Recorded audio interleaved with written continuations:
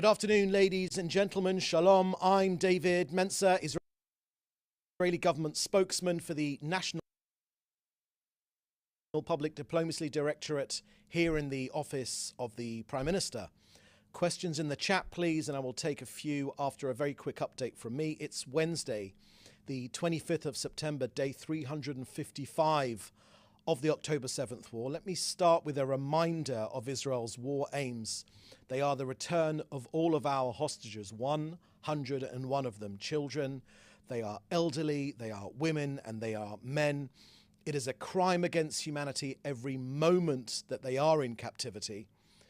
Israelis and people of good conscience the world over say in one loud and united voice, let them go now.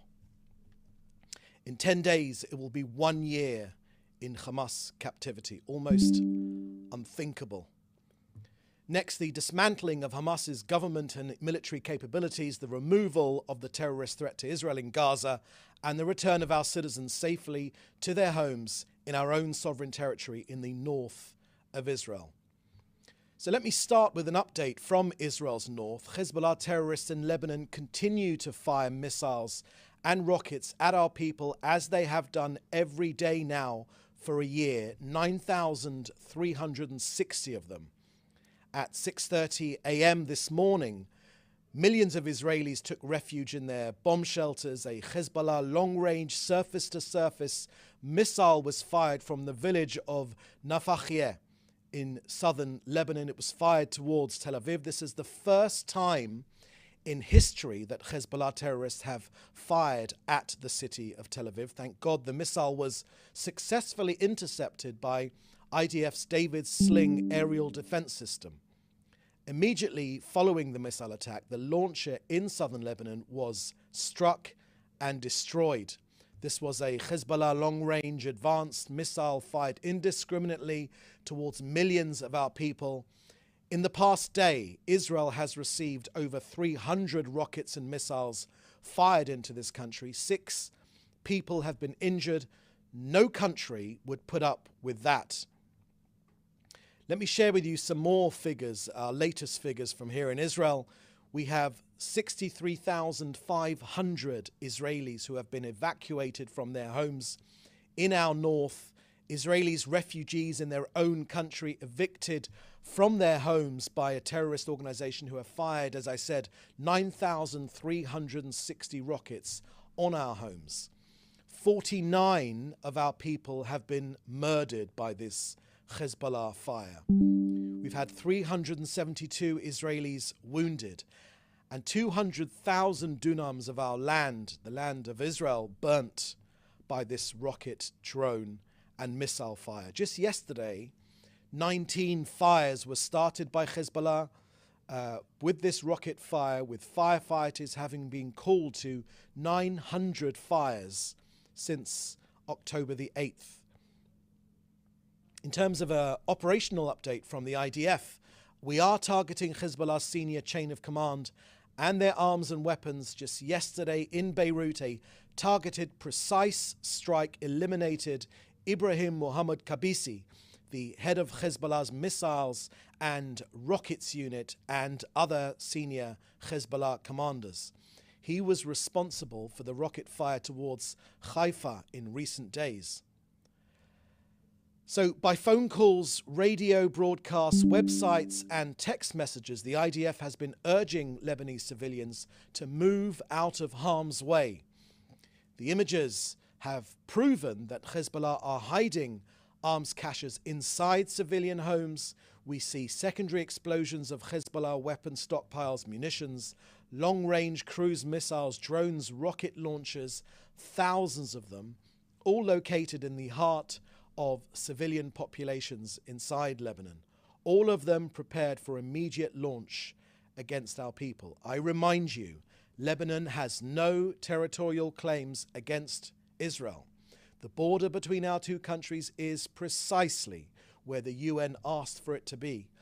Now, the state of Lebanon and Hezbollah, the terror organization, which operates under the guidance of Iran, are responsible for this escalation of the security situation in the north of Israel in violation of international law and UN Security Council resolutions 1559 and 1701. Next, an update from COGAT and their work coordinating aid into Gaza. Since the beginning of this war, 53,000 truckloads have delivered 1,038,000 tons of aid into Gaza.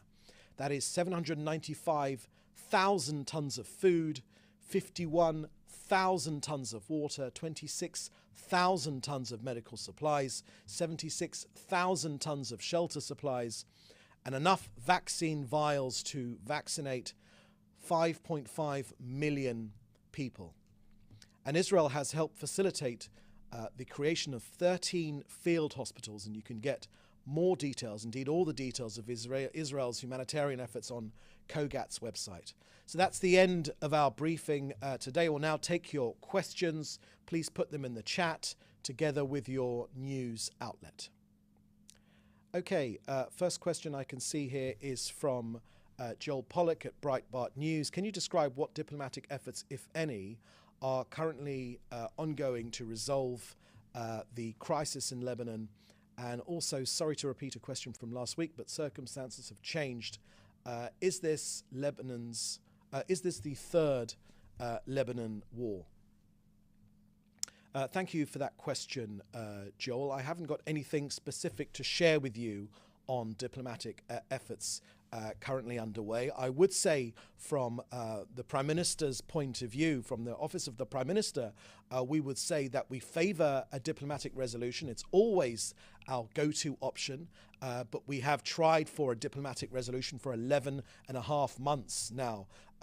Yesterday, our president described the US diplomat Amos Hochstein. He described him as talented, but with all his talent, he hasn't been able to negotiate any sort of climb down on behalf of Hezbollah. I remind you that Hezbollah are a terrorist organization which, in its very essence, wants the destruction of this country.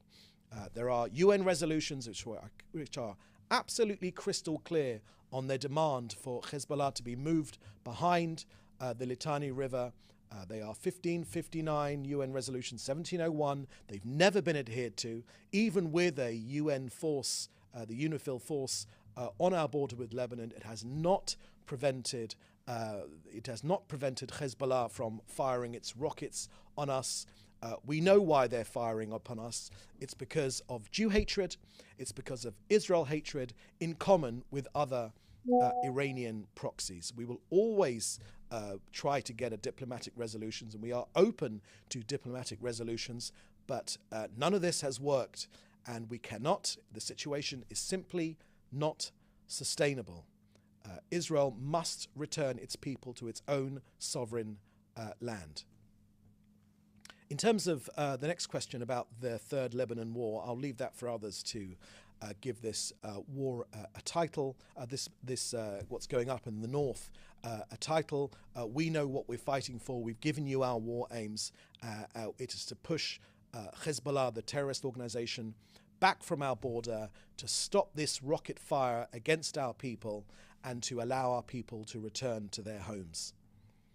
Next question here is from Hannah Julian from the Jewish Press. Does the Prime Minister still plan to leave tomorrow for New York, and what time is he speaking at the UN? Thank you for that question, Hannah. I can confirm that the Prime Minister is still planning to go to New York. The purpose of his visit is to use the platform at the UN General Assembly to raise the plight of the hostages, 101 of them, to ensure that the world does everything that it possibly can, the international community does everything that it possibly can, even countries that have not done enough up until now, for them to put all the pressure on Hamas to release our hostages, to put diplomatic pressure on Lebanon to eject Hezbollah behind the Litani River. Indeed, on that point, let me take another question, actually. Next question. Sorry, let's go back to your last question there, Hannah. Yes, the Prime Minister is still planning to go to the UN General Assembly to use the platform to raise the Israeli people's concerns.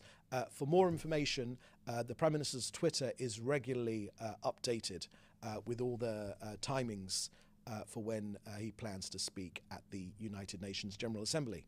Okay, let's go to the next question now from Jim Williams at Zenga International News. Is the Prime Minister still on schedule to address the UN on Friday? And do we expect him to meet with other world leaders while in New York?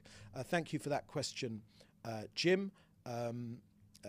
Yes, he is scheduled, but I would advise you to check out the Prime Minister's Twitter, where any update will be given. That's the quickest way to find information on the situation. But the Prime Minister does indeed plan to go to New York to attend and raise Israel's concerns at the UN General Assembly. Perhaps I can add that just yesterday the Prime Minister visited the 8200 8200 IDF intelligence base, where he received a detailed briefing. The Prime Minister thanked the intelligence officers and the soldiers in 8200, the 8200 unit, for their vital service to the security of this country. And the Prime Minister said that he was deeply impressed by their work. On Hezbollah, and this is something which will he be raising actually in Lebanon with other world leaders as well. He said yesterday, and he will say in New York, that he sent a direct message to the people of Lebanon. The Prime Minister's told them that our war is not with the people of Lebanon. Our war is most definitely with Hezbollah. Nasrallah, the leader of Hezbollah, is leading you to the edge of the abyss, said the Prime Minister on Monday. Israel and Tuesday and today, we have continued to inform the Lebanese civilians to evacuate homes where there is a missile in the living room and a rocket in the garage. The Prime Minister's made very, very clear that whoever has a missile in the living room and a rocket in the garage will no longer have a home. The Prime Minister's also said that Nasrallah is putting Lebanon in danger. He's urged the Lebanon to free itself from Hezbollah's grip, to free yourselves, Lebanon, from Nasrallah's grip for your own good and for the good of regional stability. You can be sure that that will be the message which the Prime Minister will be giving at the UN General Assembly. Okay, I think that's the last question, unless there are any other questions. No? Okay. So, no, there are no other questions. So thank you for joining us today. We'll have another briefing this time tomorrow. In the meantime, do please stay safe, and we'll see you next time. Thank you. Bye-bye.